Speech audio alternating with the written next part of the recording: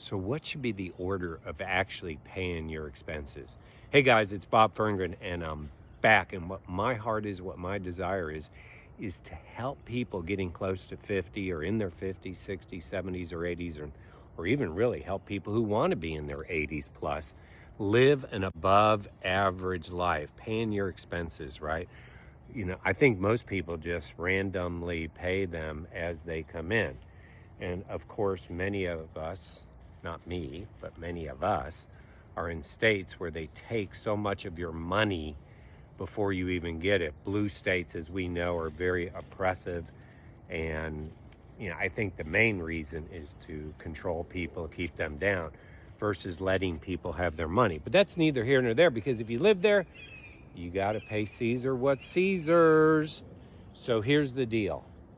What should you do? At least in my opinion, biblically, number one, you should set 10% aside for tithing and giving. If you want more in your life, the number one assured way to get more in your life is to give more. So why not make it part of your system? A system that says, I'm going to tithe or give, if you want to call it that, before anything. Number two is you've got to set aside that tax for the government. They're coming anyways. You voted them in, or I voted them in. Whoever voted them in is the taxes you get to have. It's not a surprise. It just didn't happen. Whoever you voted in is who is going to determine what kind of taxes you pay. So you got to pay that.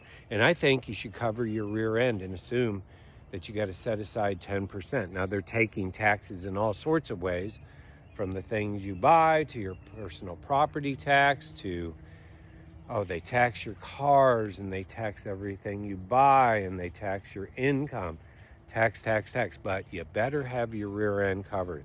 So next would be paying the things you got to pay.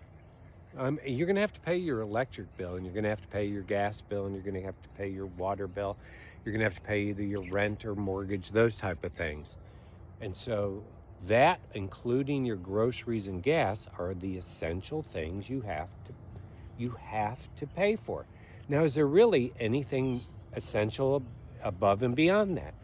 That's what you have to understand. If one of the most important things to understand if you want to be wealthy is, what are you spending money on?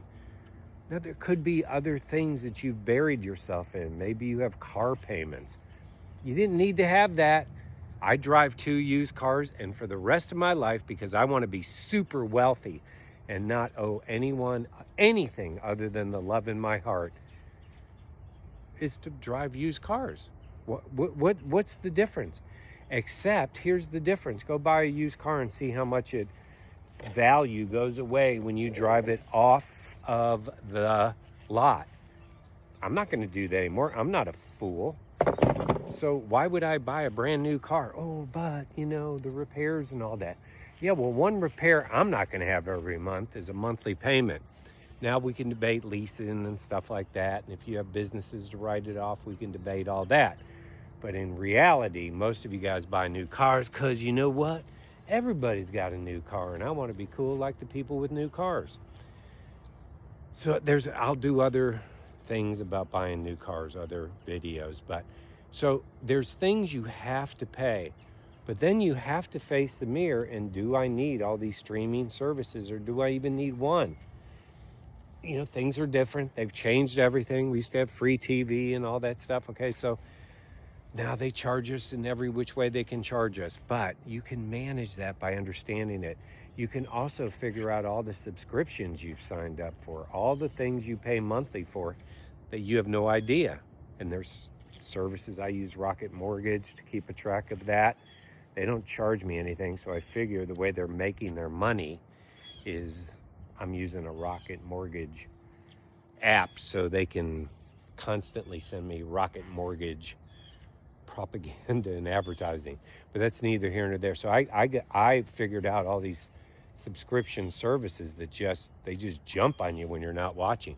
But figure out everything you're spending money on. Figure that out first. Now, you probably have more money there than you realize. You've been spending money on things you don't need to spend money on. So how this whole thing works, it started with tithing and it's going to end with this. When you become a good manager, a good steward, if you want to use a Christian term, of what you have now, you're now in a position to get more.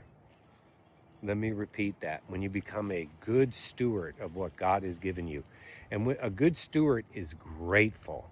When you become a good steward of what you have, you've now positioned yourself to get more. Hey, God bless.